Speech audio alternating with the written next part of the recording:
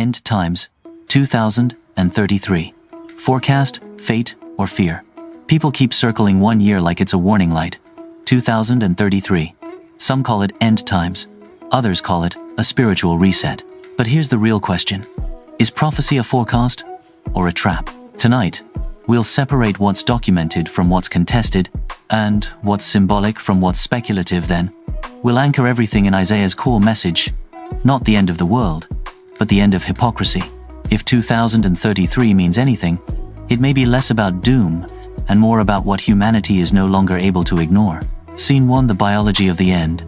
Human beings are the only species that can imagine its own ending in advance. We rehearse catastrophe the way the body rehearses fever, not because we love pain, but because we are trying to survive uncertainty. When the world feels unstable, the mind tries to draw a line around the chaos.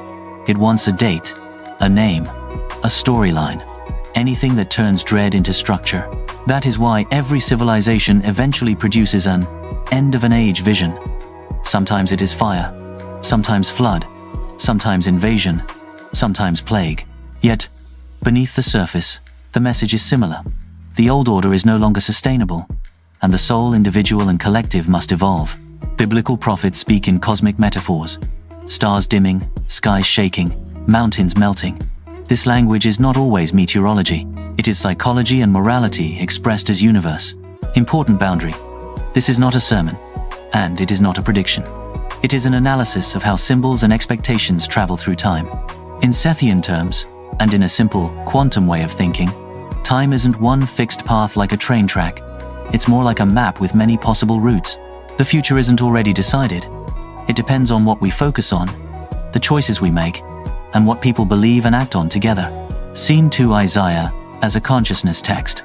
Before we touch any hidden prophecy, we must ground ourselves in Isaiah, because Isaiah is the strongest source in this entire discussion. Isaiah is not one simple book. It is a library of warnings, laments, visions, and hopes written across complex historical layers. It moves between politics and prayer, court language and wilderness poetry. But underneath the surface, it repeats one mechanism.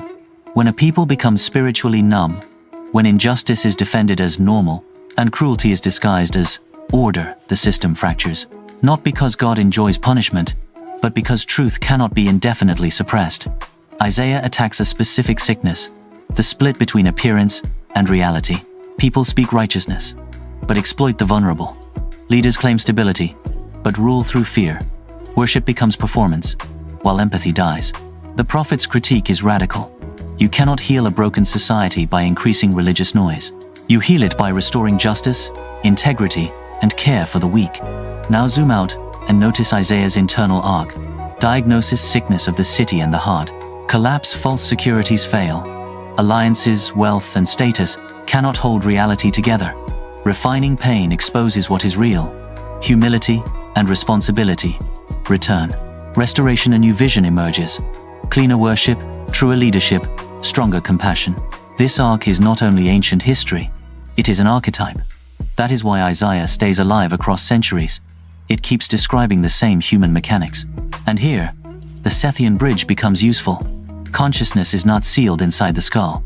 Thoughts, expectations, and deep emotional agreements create probability lines. When enough people share the same fear, fear becomes a social architecture. When enough people share the same courage, courage reorganizes reality. So Isaiah can be read like a consciousness manual. When inner truth is denied, outer reality becomes unstable. When a society refuses accountability, it creates consequences it later calls judgment. When hope is suppressed, people search for salvation in spectacles, dates, enemies, messiahs. This is the key. Isaiah is not obsessed with the end of the world. Isaiah is obsessed with the end of hypocrisy. Scene 3: Why apocalyptic language sounds cosmic.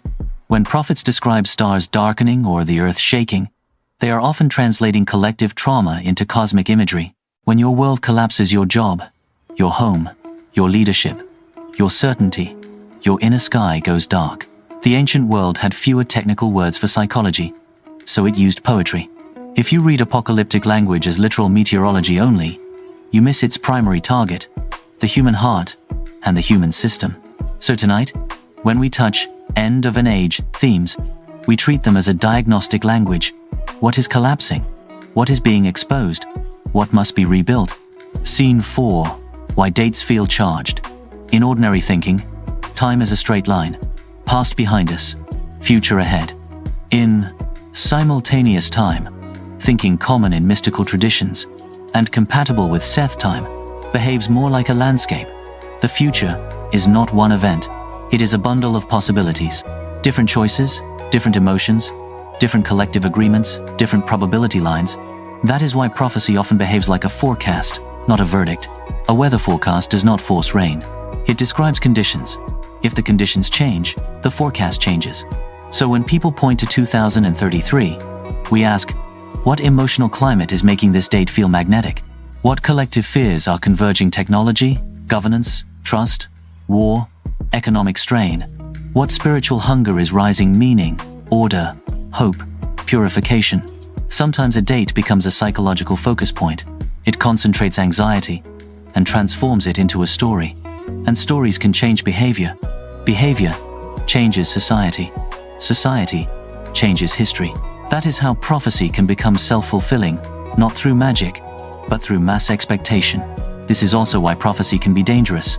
It can trap people into passivity. It's destined or cruelty. We must defeat the enemy. Isaiah rejects both. Isaiah demands moral action, not fatalism. Scene 5. Saint Malachi and the prophecy of the popes.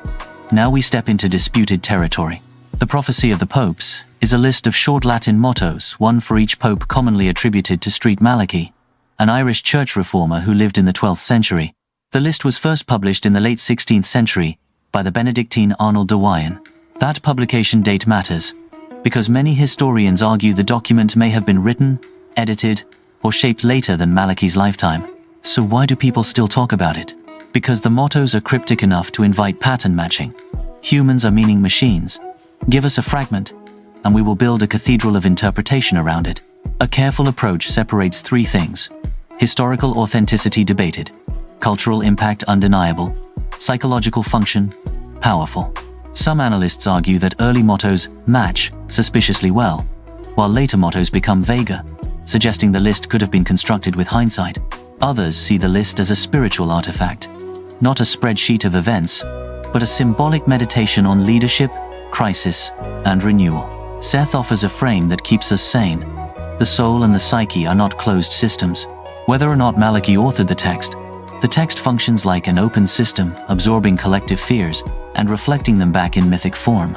Therefore, we treat Malachi as a mirror, not a laboratory instrument. Scene 6. How scholars test prophecy texts. First, provenance. Where did the text come from? Which manuscript family? Which archive? Who copied it? If a prophecy suddenly appears in print centuries after the supposed author, scholars treat it as suspicious until earlier witnesses are shown. Second, dating. Not the date the story claims, but the date the evidence allows. Paper trails matter.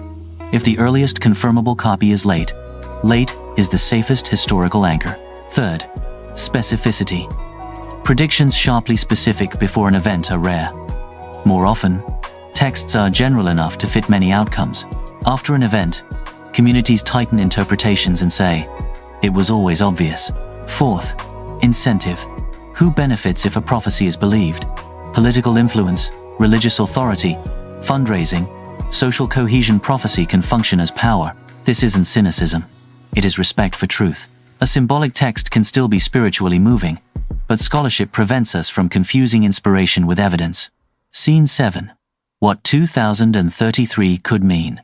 To keep this honest, we translate 2033 from destiny into interpretations. Think of these as lenses, not verdicts. 1. Anniversary lens.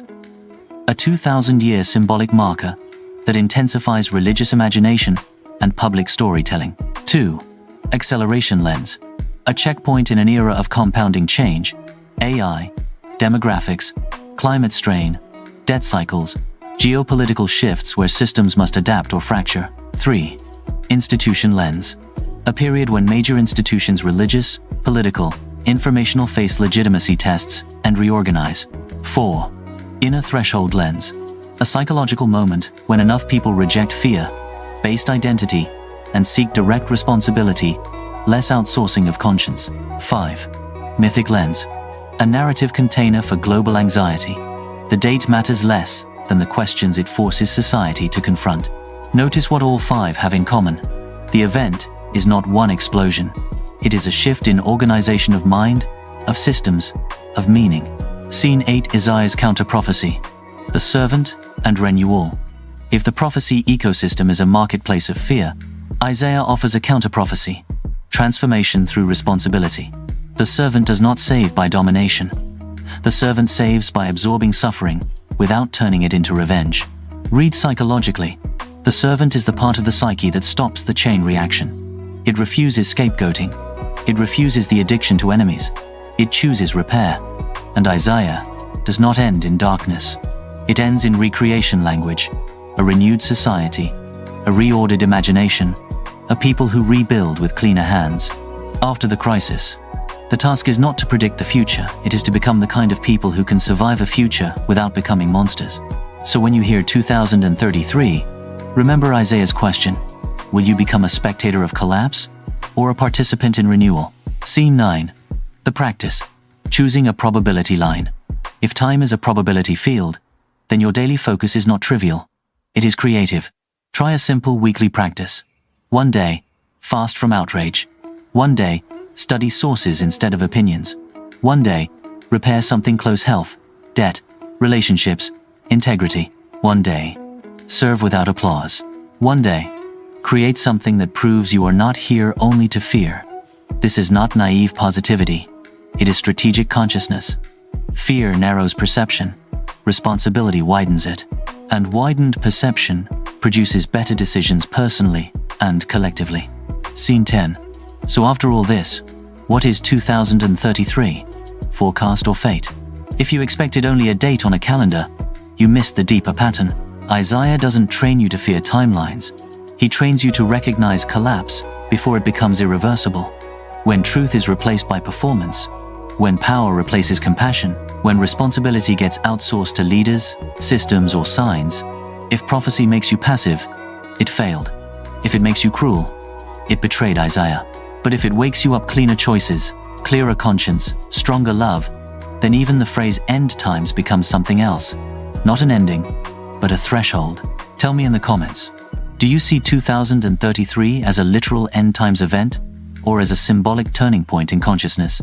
And if you want the next episode, Isaiah's servant as a psychological blueprint for renewal, subscribe now.